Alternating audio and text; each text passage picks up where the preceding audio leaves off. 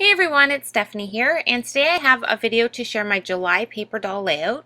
This month I decided to base my layout on the movie Dirty Dancing, and I really like how it turned out. There are some parts of it that I wish I could have changed a little bit, but for the most part I thought it turned out and really replicated the scene that I wanted to do. So I was really excited once I got the idea to do this movie to actually put this page together. So I'm just going to share my process as I created my page. So for this layout here, I'm going to be using two paper doll stamps. I'm going to be using the Adam Boy and the Marisol Girl. And what's fun about these two stamps that are a little bit different from the rest of the paper dolls is that they have coordinating clothes and different accessories that you can use with them. So you can kind of dress them in different clothes versus always having to wear the same clothes that are part of the stamp.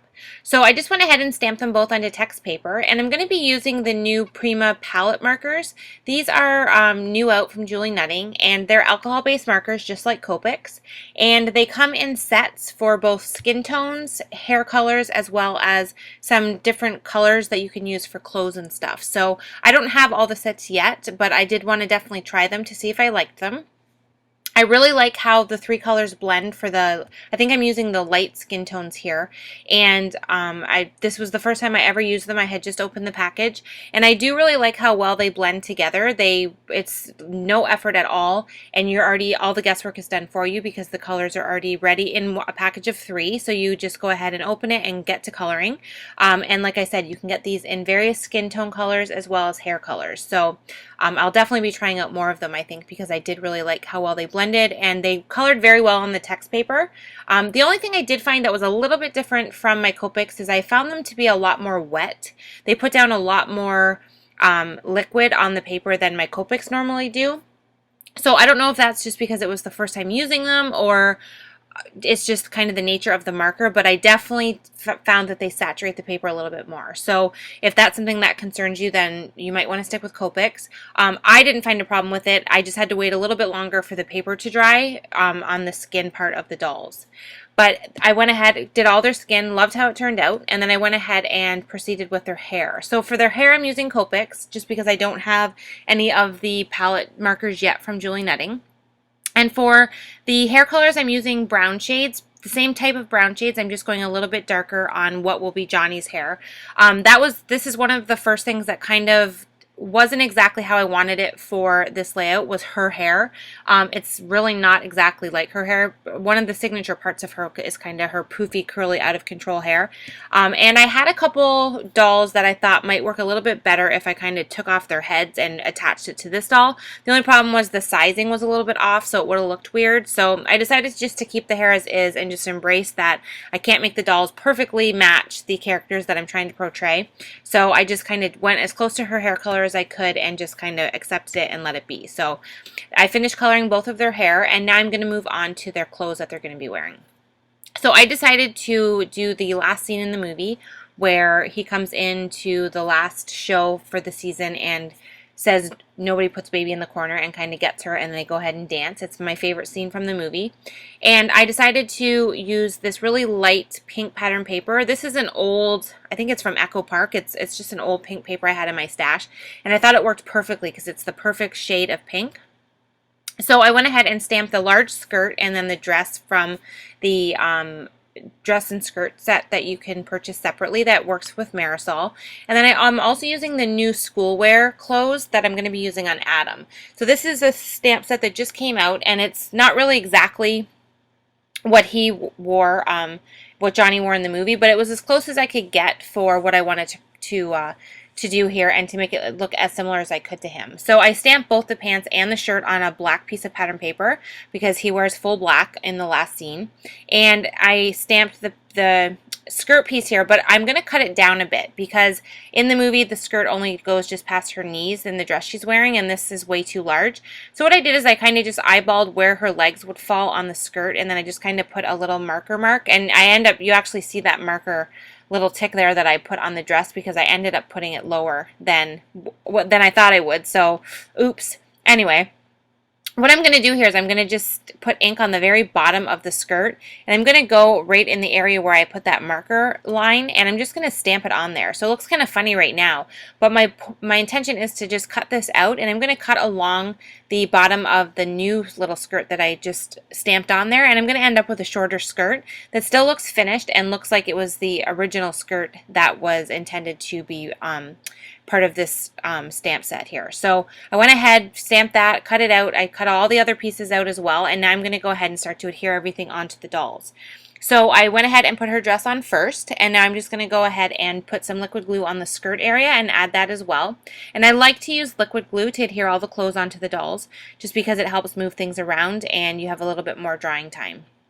Now the shoes that I use are also a new set, and I stamped and cut those out, but I didn't end up liking how they looked on her feet. They looked like they didn't really fit properly. So what I ended up doing was I stamped her feet a second time on the same pink pattern paper, and I just used my black marker and I kind of drew like a small line at the top area of her foot to kind of mimic what a shoe would look like. And then I just cut them out and adhered them on, and they fit perfectly on her feet. So I ended up really liking those a little bit more than the pre-designed shoes that came in the new shoe set. So now for him, his clothes that go with him kind of fit a little bit big. You can see here the waist of his pants go well beyond each side of his body, and the shirt part was also a little bit large, and I found that it wasn't really matching up, and I could see some of the white shirt underneath that is a part of the original stamp. So I ended up just stamping him again onto black paper and cutting out a small area at the top of his shirt just so I could kind of layer it underneath of the stamp shirt, just so that everything will kind of blend together. And then when I put the stamp shirt on, because it's school wear, I think it was meant to kind of fit a little bit larger than what he wore, so I just kind of cut the shirt. I wanted it shorter so you could see some of the top area of his pants, and then the one sleeve on his arm was a little bit longer than I preferred, so I also cut that. So definitely don't be afraid to modify the clothes, whether they be individual clothes stamps like these ones here, or even the clothes that come directly on the dolls that already have clothes on them. Feel free to kind of cut them and shape them however you want to make them fit your doll. That's one of my favorite part of doing these layouts, is to kind of get creative with the supplies and really try and make the dolls look how you want them to look. So now you can see here I have everything finished. I'm just going to color in his shoe with a Copic marker, and which is actually not a shoe, it's just his bare foot, but there is no shoes for him. So I just figured if I colored it black, it would look just like a shoe. And now I'm going to go ahead and fully cut these out of the paper that they're on. So now I have my background area. This is just a pattern paper I had in my stash. I think it's from Webster's Pages. And I really liked the design of it because it's really subtle, but it kind of has all these stars and like this spotlight kind of coming down. And I thought it worked perfect because the scene is from the very last scene when they're up on stage and they're going to dance. So I went ahead and printed my quote onto that, and it's the quote that Johnny says at the very end of the movie. If you're familiar with the movie, you'll know about it, and it just kind of talks about that he always does the last dance of the season, and he's going to dance how he wants to dance with her, and he calls her by name, Frances Houseman, and then they go ahead and do their famous "It's the Time of Our Life" dance. So to kind of finish her off a little bit, in the actual movie on her dress, there's no detail whatsoever. She's not wearing jewelry. It's very, very plain. But there is some soft texture detail on the waist of the dress that I couldn't really mimic to look exactly the same. So I decided to use a white ribbon. It's just a thin white ribbon, and I adhered it over her waist area just to kind of tie the skirt area into the top part of the dress, and then I just kind of tucked it behind her. And since her arm on the one side is kind of adhered down along the area where I needed to put the ribbon, I just used my scissors and kind of trimmed that and made it so that I could lift the arm up and tuck the ribbon underneath, and then that worked perfectly. So it's just a nice little subtle addition to the dress, just to kind of tie it all together. And then now here I'm just using Copic markers and adding some shading to the clothes areas just to give the dolls a little bit more dimension so that they don't look so flat. And I just use a darker gray with him since he has black clothes on. And then for her I'm using a lighter gray first, and then I also went in with a pink Copic marker to add a little bit more pink color, just because the gray I felt like it was going to stand out too much because the pink is so light. So I did, or the pink on the dress, the pattern paper part is so light, so I thought it would be better to go in with a little bit of a pink marker to kind of blend better with the skirt. So now that I have both of those ready, Baby and Johnny are all set to go and they're ready to dance, I'm going to go ahead and adhere a piece of pattern paper to the bottom, and this is just going to kind of be an area to ground them, the floor, the stage, whatever you want it to be. And I just used a Copic marker and ran it across the top just to add a little bit of shading there as well. And then I'm just going to use my liquid glue now and adhere them on.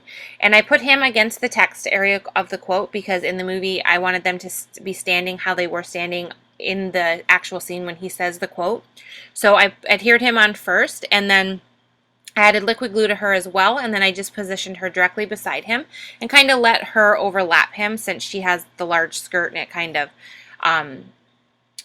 takes over a bit. I kind of wanted her dress to be center stage and, you know, her be in the front of the two of them. So I positioned her on top and then made sure I really pressed them down so that they were fully adhered.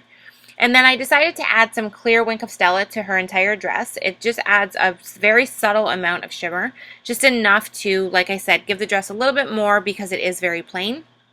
And then I completed the layout by adding some sequins and a couple dots of silver stickles around the area around the dolls. And then that completes my layout for this month. So I really hope you enjoyed my Dirty Dancing paper doll layout, and I can't wait to see you next month for my next layout, which is going to be based on another movie or TV show. Thanks for watching, and I'll see you later.